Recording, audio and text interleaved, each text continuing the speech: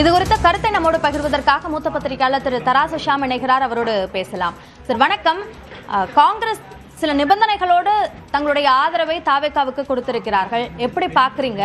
மதச்சார்பற்ற முற்போக்கு கூட்டணி என்பது என்னவாகும் அடுத்த கட்டமாக? என்ன நிபந்தனை? பிஜேபி வரக்கூடாதுன்னு தானே. பிஜேபி ஒரே ஒரு எம்எல்ஏ இருக்கு, அவங்க எப்படி வர போறாங்க? இந்த நிபந்தனை என்பதெல்லாம் சும்மா மேல் பூச்சி தான். முதல்ல இருந்தே காங்கிரஸ் கட்சி ஆட்சியில பங்கு அதிகாரத்தில் பங்குன்னா எவ்வளவோ கோரிக்கைகள் விட்டாங்க. இதே இப்போ சட்டமன்ற கட்சி தலைவராக காங்கிரஸ் கட்சி சட்டமன்ற கட்சி தலைவராக தேர்ந்தெடுக்கப்பட்டுள்ளவர் அவரு குரல் கொடுத்தாரு, கிரீஷ் சோடங்கர் குரல் கொடுத்தாரு, மாணிக்கம் தாகூர். ஸோ ஆரம்பத்துல இருந்தே இந்த கூட்டணி சரியா இல்லைங்க. உண்மையிலேயே ஸ்டாலின் அவர்கள் காங்கிரஸ் நிர்பந்தத்துக்கு பணிந்து 28 சீட்டு கொடுத்துடக்கூடாது. 28 சீட்டை விட பெரிய அநியாயம் அந்த ஒரு ராஜ்யசபா சீட்டு. நியாயமா யாராவது திமுக காரங்களுக்கு கொடுக்க வேண்டிய ஒரு சீட்டை காங்கிரஸுக்கு விட்டு கொடுத்தது. ஒரு காலத்திலயும் சட்டமன்ற தேர்தலோட ராஜ்யசபா சீட்டு விட்டு கொடுக்கறது இல்ல. சட்டமன்ற தேர்தல் வெற்றிக்கு பிறகுதான் ராஜ்யசபா சீட்டு கொடுப்பாங்க எப்போதுமே. ஆனா முன்பே கொடுத்தார்கள். இப்ப காங்கிரஸ் கட்சி அப்படியான ஒரு பெரிய தர்மவானாக நியாயஸ்தனா இருந்தா அந்த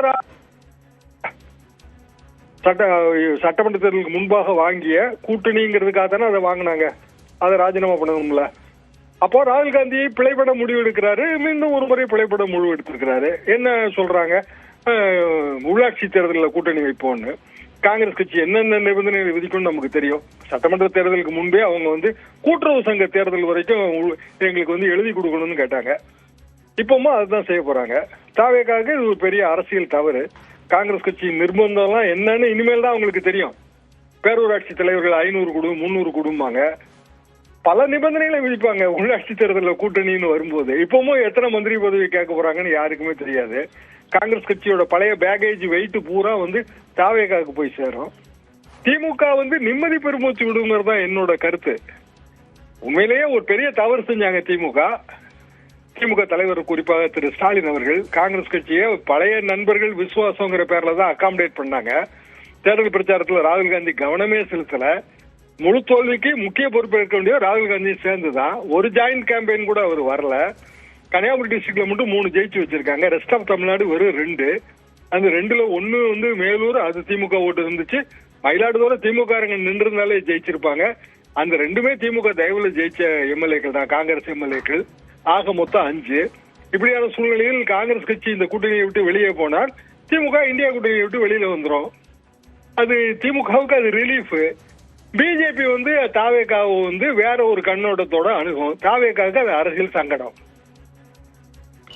2029 தேர்தல் வரைக்கும் திமுக எம்பிக்களுடைய ஆதரவு காங்கிரஸ்க்கு தேவைப்படுது. அப்ப தேசிய அளவுல இந்த சிச்சுவேஷன் என்ன ஆகும்?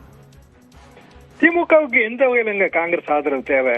இப்ப இருக்கிற இந்த சட்டமன்ற தேர்தல் முடிவை நம்ம பொருத்தி பார்த்தோம்னா ஹைலி அர்பன் ஏரியால, ஓரளவுக்கு அர்பன் ஏரியால தாவேகா ஃபுட் பிரிண்ட் இருக்கு. ரூரல் ஏரியால இப்பவும் திமுக அதிமுக ஃபுட் பிரிண்ட் தான் இருக்கு. அப்போ அர்பன் ஏரியால இனி காங்கிரஸ் அதிக இடங்களை கேட்கும். லோக்சபா தேர்தல் வரும்போது திமுக கூட்டணி கிட்டத்தட்ட 10 தொகுதியை விட்டு கொடுக்க வேண்டிய கட்டாயத்தில் இருந்தது. இப்ப அந்த 10 தொகுதியிலையும் உதயசூரியனே நிற்கும், இல்லைன்னா வேற கூட்டணி கட்சிகளுக்கு திருப்தியா கொடுப்பாங்க. இப்ப காங்கிரஸ் கட்சி போய் சேர்ந்ததுனால விசிக மற்றவங்களும் போய் சேர்ந்தாங்கன்னா இன்னும் திமுக வெயிட் குறையும். என்னை கேட்டா இது நல்லதுங்க. தமிழ்நாடு அரசியல் இருதுருவ அரசியல் அல்ல, 2 கட்சி அரசியலா இருந்துச்சு. இருதுருவ அரசியல்னா எங்க காலத்துல இருந்தது. அதாவது தேசிய கட்சிகள், மாநில கட்சி வருது, புதுசா வருது. 2 துருவம் இருந்துச்சு. அதுக்கப்புறம் தொடர்ந்து மாநில கட்சி தான். ஒன்னு அதிமுக இல்லைன்னா திமுக, 2 கட்சி அரசியல். தாவேகா வந்ததுனால 3 கட்சி அரசியல் ஆயிருக்கு. இப்ப தாவேகாவோட காங்கிரஸ் சேர்ந்தா திருப்பி இருதுருவ அரசியல், அதாவது 2 கட்சி அரசியல் நோக்கி நம்ம போயிருவோம். இப்ப 2 கட்சி அரசியல்னா இங்க தேசிய கட்சிகளுக்கு பெரிய வரவேற்பு கிடையாது தமிழ்நாட்டுல. பிஜேபிக்கு 1 சீட்டு, காங்கிரஸுக்கு 5 சீட்டு, ஆக மொத்தம் 6 சீட்டு. 234 தொகுதியில தேசிய கட்சிகளுக்கு வெறும் 6 சீட்டு தாங்க. சிபிஎம் சிபிஐ தேசிய கட்சின்னு சொன்னா கூட அவங்க ஒரு குறிப்பிட்ட ஏரியாக்கள்ல தான் இருக்கிறாங்க. அப்படியான சூழ்நிலையில் மீண்டும் ஒரு முறை மாநில கட்சிகளின் ஆதிக்கம் தானே இதுல ஓங்கும்.